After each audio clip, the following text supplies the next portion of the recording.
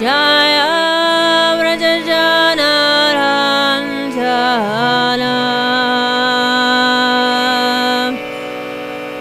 Yamunatiravanachare Jaya Kunjavihare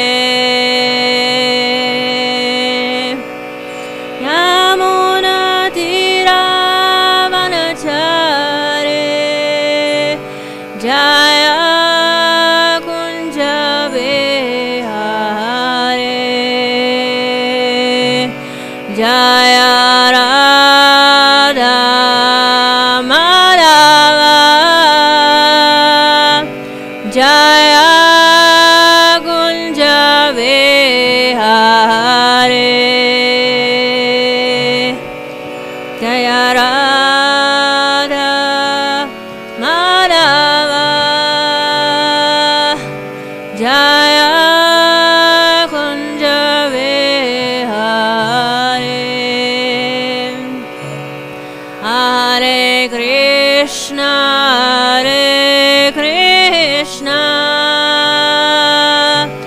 Krishna Krishna Hare Hare Hare Rama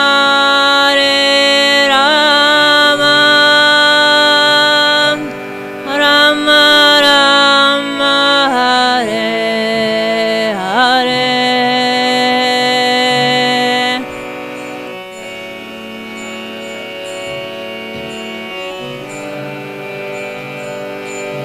Krishna Krishna Hare Hare Hare Rama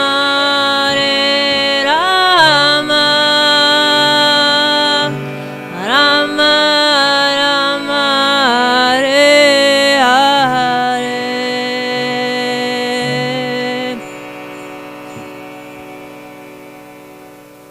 Shri Radha Madhava ki jai. Okay. I can take this.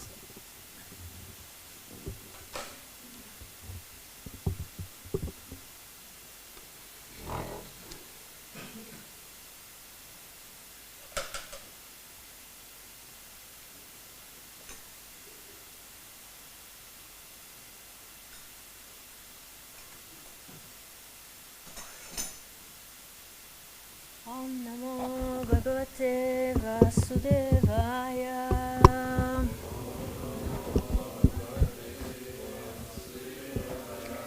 Om Namo Bhagavate Vasudevaya.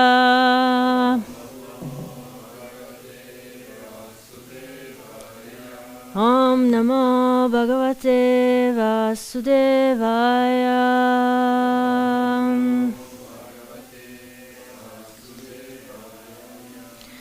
So, Hare Krishna. Nice to see you all. We are gonna read. Somebody doesn't speak English, right? Sprechen Sie Englisch? So halb. Wir brauchen Übersetzung. Bitte. Vielen Dank. Okay, so we are set with the Übersetzung, yeah. We are going to read from chapter 18, Bhagavad-gita, as it is. Chapter 18, the perfection of renunciation, verse 36. Correct? Yeah.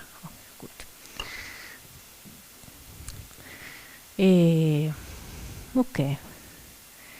Sukham tvidanim trividam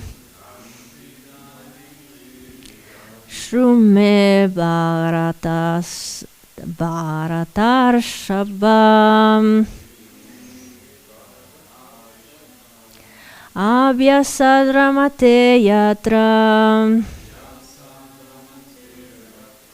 dukantam cha nigacchati sunkanti danim trividam shrunme bharatarshava Abhyasaramate yatra dukantam cha nigacchati sunkvanti danim trividam shrunme bharatarshava Abhyasadramate yatra dukhantam cha nigacchati. Please.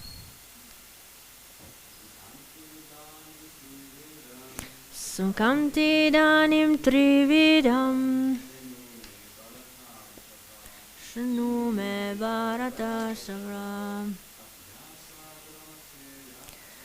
Abhyasadramate yatra dukhantam cha nigacchati.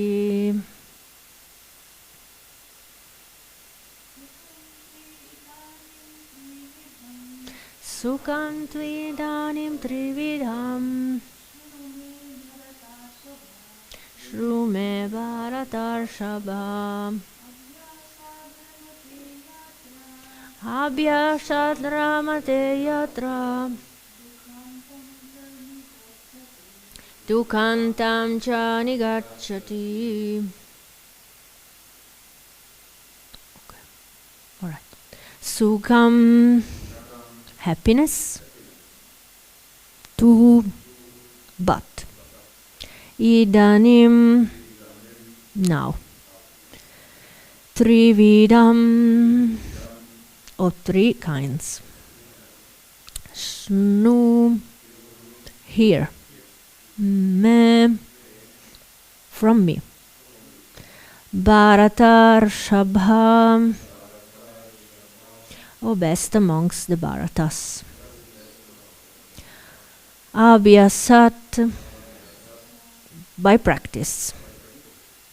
Ramate, one enjoys. Yatra, where? Dukkha, of distress. Antam, the end. Cha, also. Nigacchati, gains. Translation and purport by His Divine Grace A.C. Bhaktivedanta Swami Srila Prabhupada Ki Jai. O best of the Bharats, now please hear from me about the three kinds of happiness by which the conditioned soul enjoys, and by which it sometimes comes to the end of all distress. That was quick, the Übersetzung. Okay, very nice. Purport: a conditioned soul tries to enjoy material happiness again and again. Thus, it chooses the truth. But sometimes, in the course of such enjoyment, he becomes relieved from material entanglement by association with a great soul. In other words, a conditioned soul is always engaged in some type of sense gratification. But when he understands by good association that it is only a repetition of the same thing, and he is awakened to his real Krishna consciousness, he is sometimes relieved from such repetitive so-called happiness. Om Ajnanatimirandasya Gyananjana Shalakaya Chakshurumitam Yena Tasmai Shri Guruve Namaha Shri Chaitanya Manobhistam Stapitam Yena Bhutale Svayam Rupa Kadamayam Dadati Shva Parantikam Vandeham Shri Guru Shri Yuta Padakamalam Shri Gurum Vaishnavamscha Shri Rupa Sagrajatam Sagana Ragunatam Vitam Tam Sajivam Sadvetam Savadutam Parijana Saitam Krishna Chaitanya Devam Shri Radha Krishna Padam Sagana Lalita Shri Vishakam Vitamscha He Krishna Karuna Sindhu Dinabandhu Jagatpate Gopesha Gopika Kanta Radha Kanta Namastute Tapta Kanchana Gorangi Radhe Vrindavaneshwari Vrishabhanu Sute Devi Pranamami Hari Priye Vancha Kalpatarobhyascha Kripa Sindhubhya Evacha Patitanam Pavanebhyo Vaishnavebhyo Namo Namaha Shri Krishna Chaitanya Prabhu Nityananda Shri Advaita Gadadara Shri Vasadi Gaura Bhaktavrinda Hare Krishna Krishna Krishna Hare Hare Hare Rama Rama Rama Hare Hare Hare Krishna. So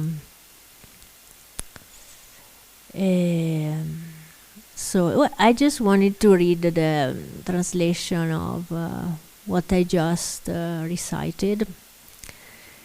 By the way, this prayer is at the beginning of Bhagavad-gita as it is. So it says, I was born in the darkest ignorance, and my spiritual master opened my eyes with the torch of knowledge. I offer my respectful obeisances unto him. And then he goes on, of course. So yeah, we always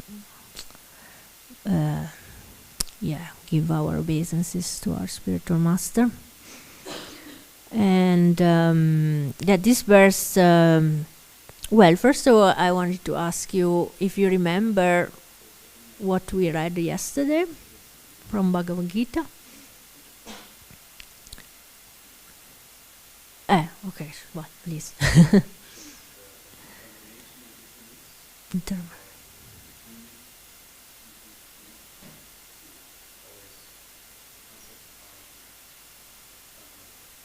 Yeah, very good, yes. We were reading about determination. So today you see that Krishna is really like pointing out all these different aspects of how we can be conditioned by the different modes of nature. So today he says to Arjuna, please hear from me about the three kinds of happiness by which the conditioned soul enjoys, and by which he sometimes comes to the end of all distress. It's nice. I mean, Hare Krishna. Shri Shri Prahlad Lakshmi Śrīmad Bhagavan Ki Jai.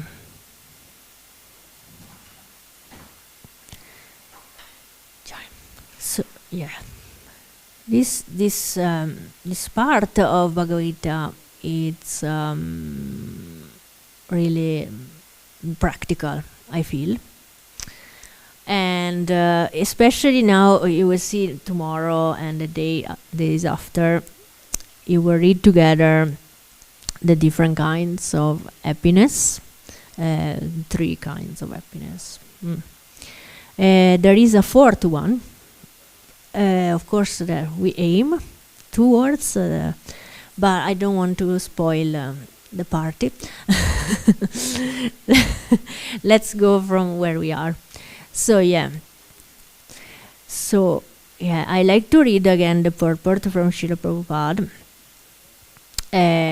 Prabhupada is very straight to the point in the purport.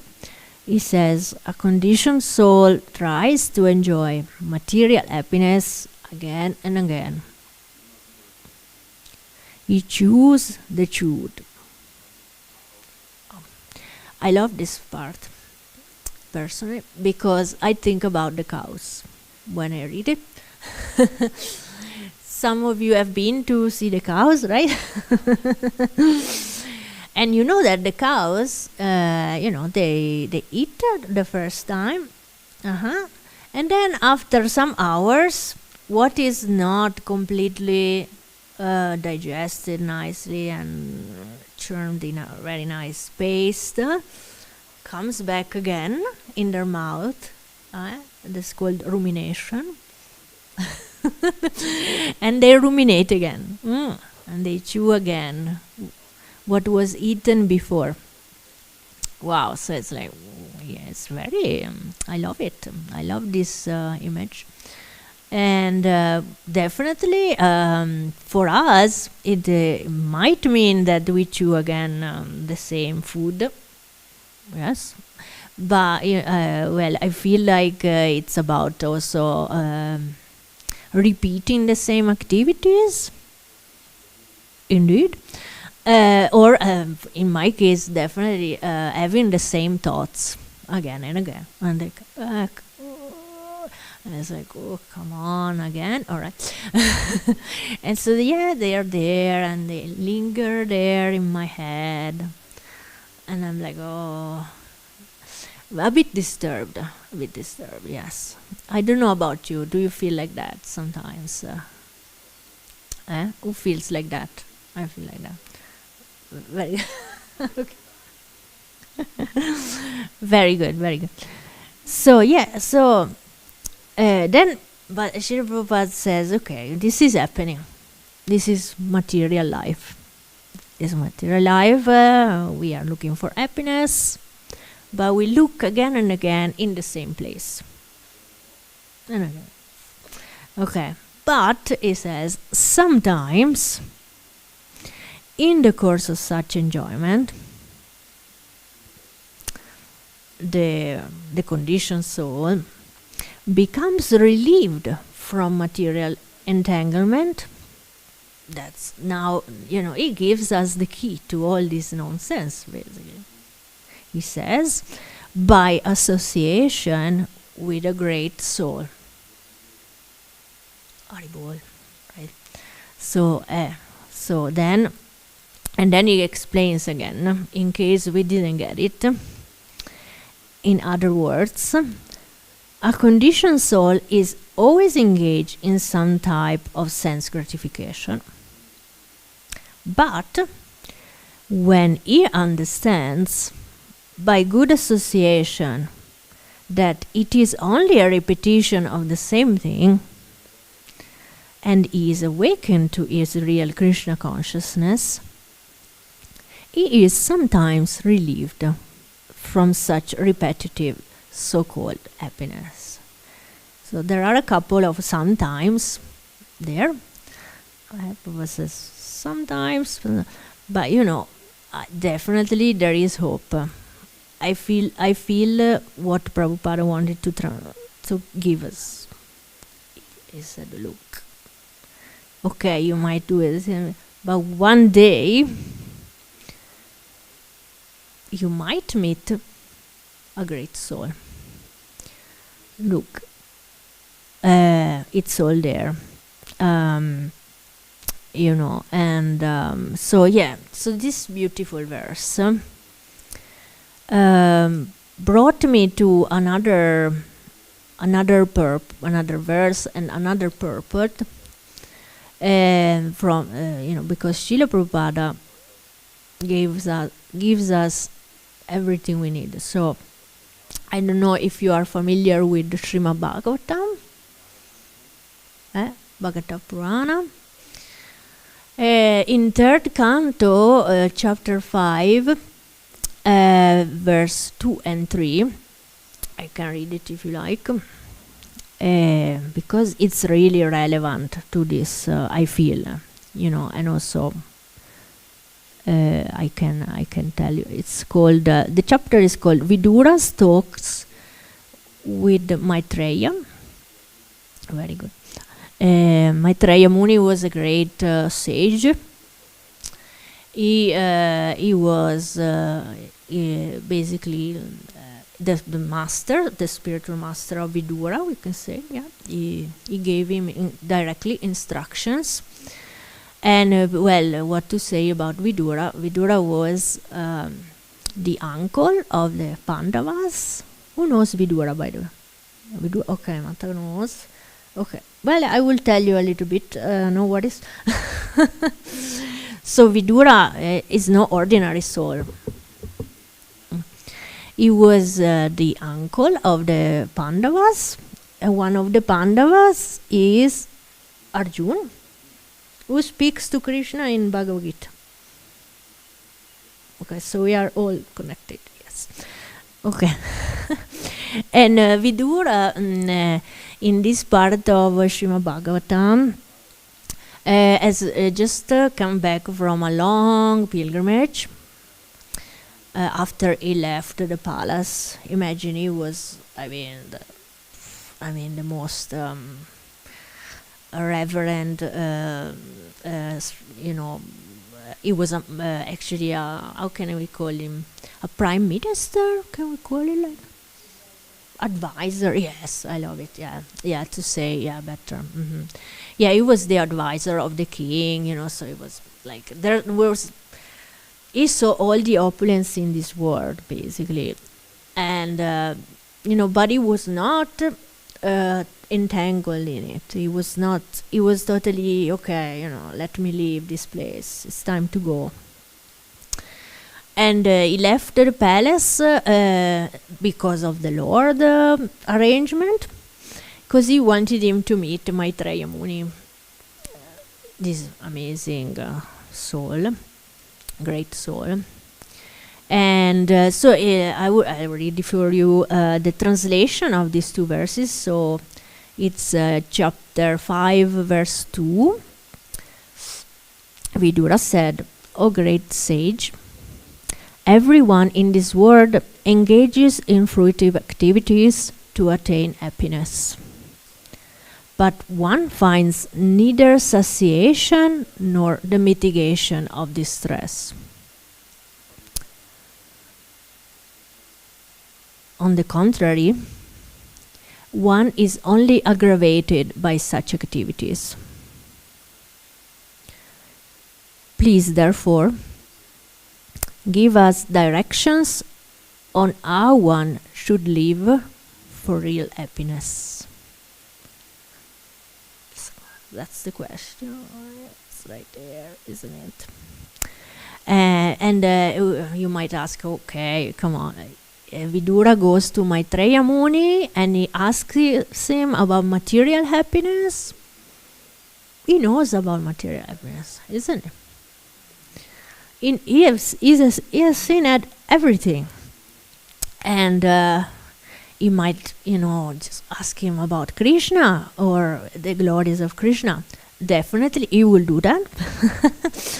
But for our sake, as conditioned souls, he starts, this is also explained by Srila Prabhupada, he starts with a question that is a general question about happiness, about how to attain real happiness, which is, I think it's really related to our verse today. And then the other verse says, "O my Lord, great philanthropic souls travel on the earth on behalf of the Supreme Personality of Godhead to show compassion to the fallen souls who are averse to the sense of subordination to the Lord." Yes. So I wanted to relate this part to the purport that Srila Prabhupada gave. He says, that one can be relieved from material entanglement by association with a great soul. And that's right there what Vidura says as well. So these philanthropic souls, that travel the earth to show compassion to the fallen souls. So,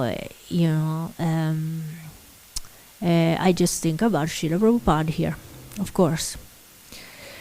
I'm just reading, I'm like glued to the book. I cannot leave it. This book is called Chasing Rhinos with the Swami. It's by one of the very first American disciples that Srila Prabhupada had, Shyamasundar Prabhu.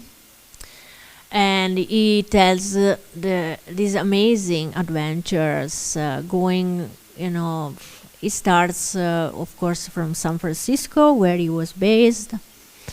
Then, they go to London, because Srila Prabhupada told them, look, I would like you to open a temple, please. Can you go and try?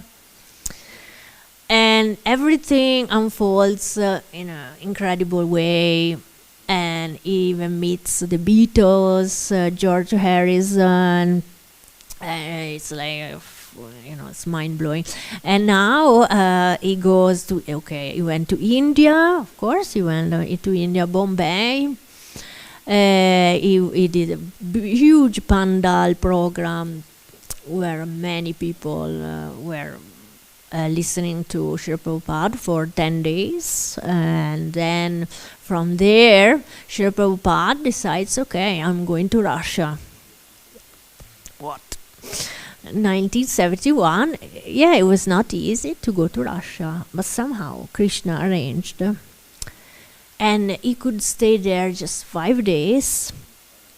And I don't know if there are Russian devotees here, but these 5 days have changed completely such a wonderful nation, and these devotees are unstoppable.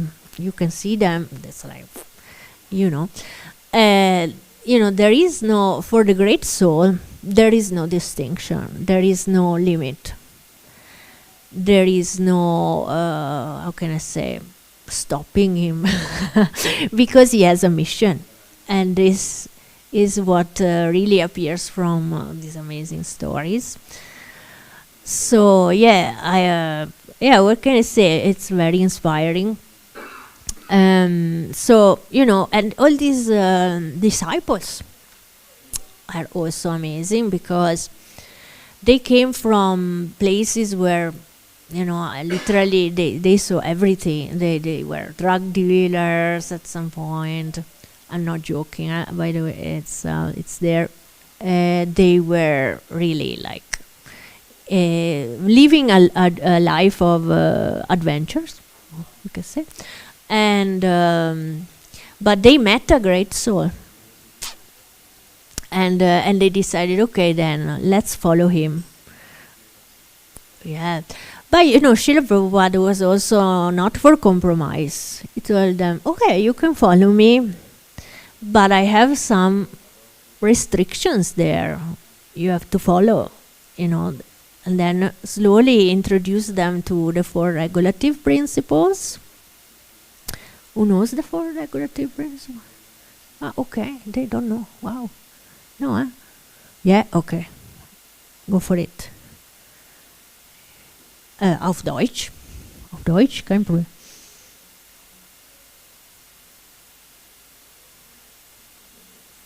No problem. Who's bold and tell me the 4 regulative principles? Nobody. Oh, okay. Yes, please. No intoxication. No flesh, bro. Well, good. Mataji got it. Okay. Then, so no illicit sex. Mm-hmm. And I don't know. If you intend no gambling, that's the one. No gambling. Okay, very good. You can imagine these guys were hippies. And it's difficult. Srila Prabhupada says it. I didn't think these boys and girls would follow this program that I had. I was like, okay, I just go to America, let's see. But somehow or other, they were ready. They were ready. They decided that they've seen enough of this material world, this, what we say, the chewing the chewed. They've seen it. And they are not happy with the taste. They want some higher taste. And so the price they had to pay was, okay, little restriction, okay, the 4 regulatory principles, and then of course chanting at a minimum 16 rounds of the Hare Krishna mantra every day, Hare Krishna. And but that was the price that they paid to stay in contact with a saintly personality like Srila Prabhupada. Yeah, I tell you, reading the book for them, it was not difficult at all to give up, these material things, They were, of course, they also say at the beginning it was hard. Because, there is a good, I was listening to Gopal Krishna Goswami Maharaj. He's probably quoting Srila Prabhupada, saying that these restrictions or prohibitions at the beginning are like the medicine. The doctor puts you under bitter medicine.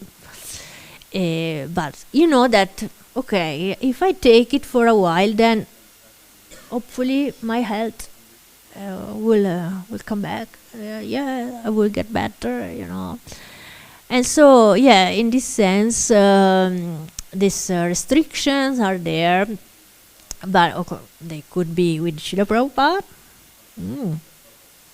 And slowly they lost all the taste for even this, So, another point from the lecture that I found is that, of course, God is not sectarian. You can see it because these early disciples, but also now you can see all of us, we are like international, literally. We come from so different paces of life, so in the end, God is not a member of the community, but God wants us to, really see the purity, experience it. Because if we get at least this level of purity, then we can understand at least that we are not anymore in this animal platform, animal that wants to just enjoy, with their senses. It just doesn't think about the consequences, So we just can start there, and then Srila Prabhupada gives you. I feel like it's a guarantee for me, at least, that one.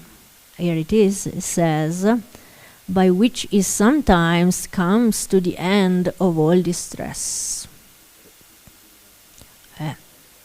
Not bad, right? Yeah, not bad. So we can get out of this lamenting, suffering from material desires, repeating the same things, chewing the chewed. But how can we do that? Doing something different, not doing the same thing again and again. No way, right? If we repeat doing the same thing again and again, the result will be the same. Clear, right? But if we do something different, and if we follow a great soul, like definitely Srila Prabhupada, this may change our life, and for the better. I now, I would like to open to, if you want to have questions or comments, pointing out something, or experience, if you want to share your experience, why not? Please.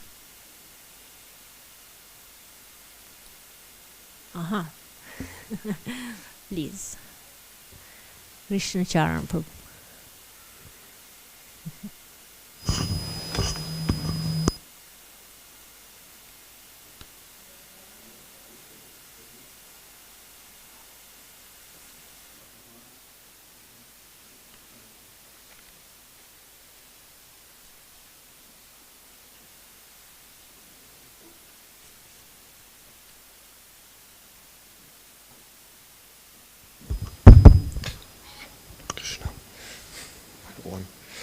Hi Krishna. Oh, now it's better. Just a comment or adding, because Prabhupada is writing here, a conditioned soul is always engaged in some type of sense gratification. I mean, it's also very important to understand that the soul is always active. She can never sitting still and do nothing. And we are always engaged in sense gratification. Basically means, in other words, we cannot stop our sense gratification. But what we can do, we can transcend our sense gratification towards Krishna, our senses, like hearing over Krishna, speaking about Krishna, tasting nice prasad from Krishna. We can smell the incense from Krishna, what is offered to him. So basically we can transform the material senses to spiritual activities. And what is very important, because basically our senses, like I was saying yesterday, is feeding our mind with inputs. So and then we can choose if we want to feed the mind with material things or with spiritual things. But we cannot stop it. That's the other point. The senses are always active. We hear everything, we smell nice things or not smell nice things. The eyes is going, wandering around here and there and everywhere. But we cannot stop the process. But we can transform the process to spiritual things. And this will make us happy automatically in the end. Because otherwise we shoe the shoe. I mean, every year new phone is coming out. What is the mind is saying? No, I need the newest phone, but even the phone from 3 years ago is still good. But the sense is saying, no, I want the best from the best, the newest from the newest. But what is the real practical use from it? It's just, I want, but I don't really need it. Just as a small example. Thank you very much.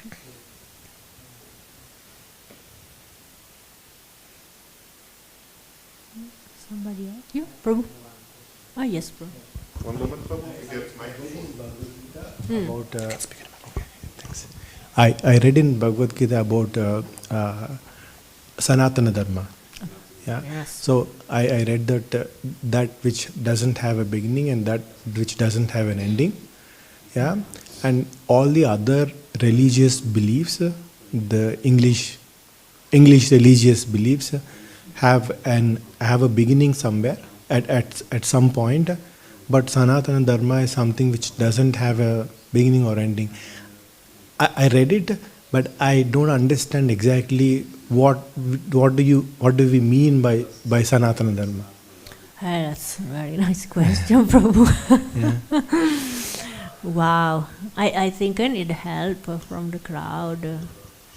Can somebody help? I mean, from my understanding, then please correct me, Sanatana Dharma is really the goal of the soul, which is really understand who we really are, self-realization. So understanding that we are not this body. We are a spirit soul, and in this we are part and parcel of Krishna. So, and our goal is then serve the Lord in our individual capacity. So we still maintain an individual, like a peculiar way of serving the Lord that is only ours. And we have to understand which one it is. Yes, so that's my understanding. Oh, I don't know if you please correct me like me. Yeah, you like what I said, more or less? Yeah, Yeah? I liked it, but what I wanted to understand also is all the other religions and everything, they actually say you have to be like this, you have to speak like this, you need to read these books or these Vedas, right for us. But Sanatana Dharma, what is it exactly saying? I understand from you that it's a way of self-realization, right? But what does it say, or does it say anything? I wish I knew. I mean, to be honest, again, from my humble understanding, there is a path that is very individual for each of us. So I was always the one that was very skeptical when somebody told me, "Oh, this is the way to do it. You have to do this, and that." I was like, "Well, I mean, I'm not sure about it. Let's see." And in my very tiny experience, I can say that it's actually there, of course, in Bhāgavad-gita as well, where it says that there are different kind of religions according to our state of consciousness. It's related to our state of consciousness. So, and there is no right or wrong. It's just different. Yeah. It's just different according to where we are at, of understanding that we are not this body, we are a spirit soul. But there's no, I guess, recipe that works for everybody.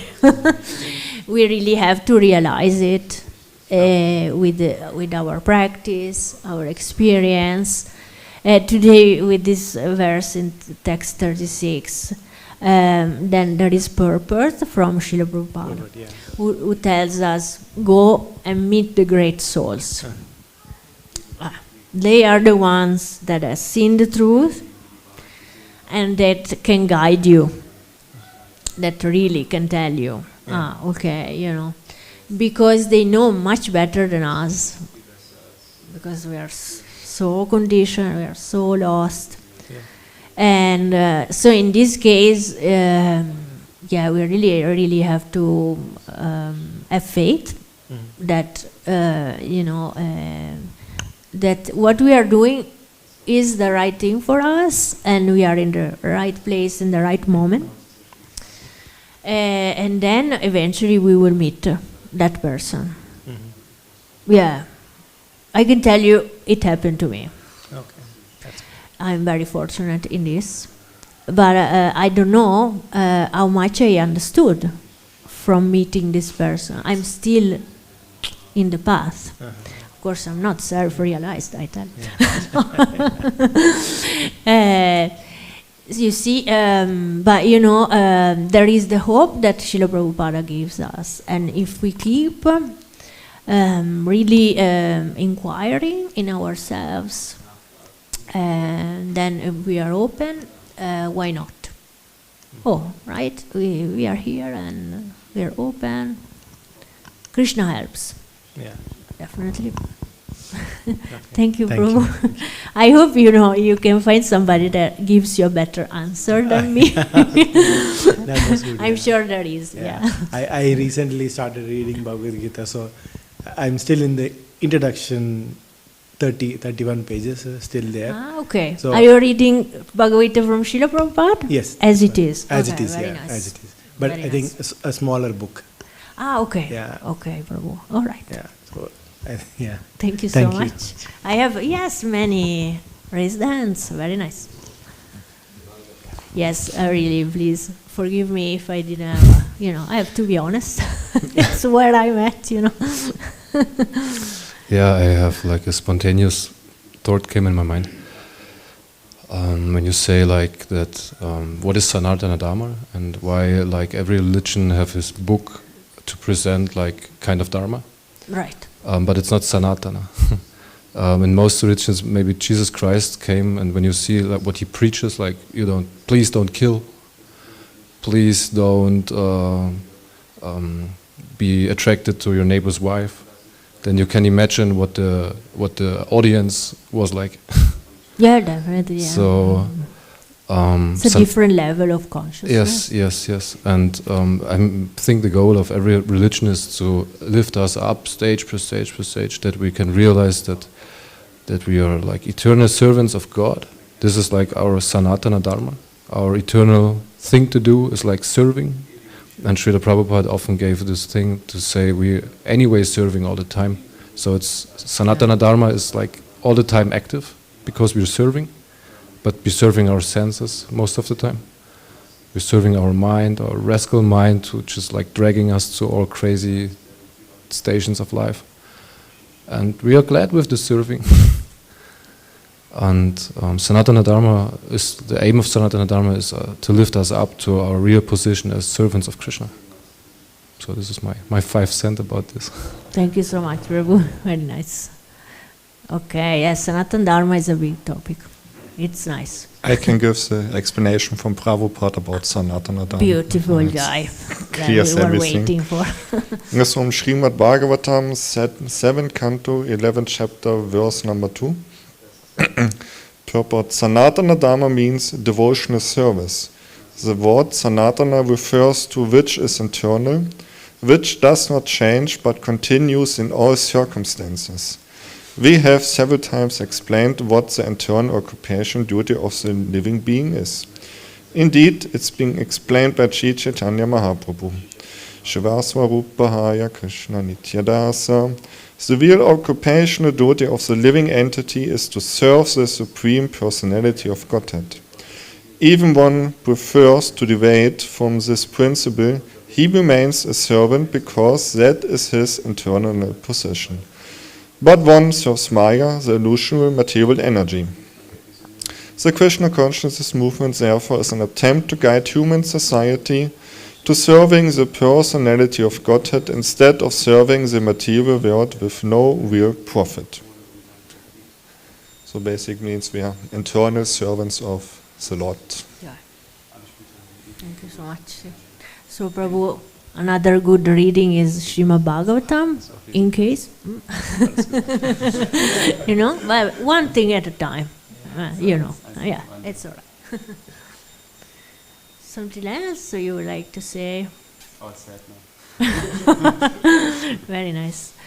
Śrīmad Bhāgavad-gita ki jai. Thank you so much. Jai. Wohl. Geht das aus?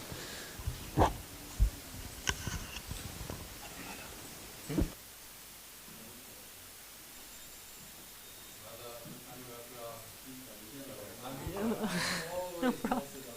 Srila Prabhupada ki jai.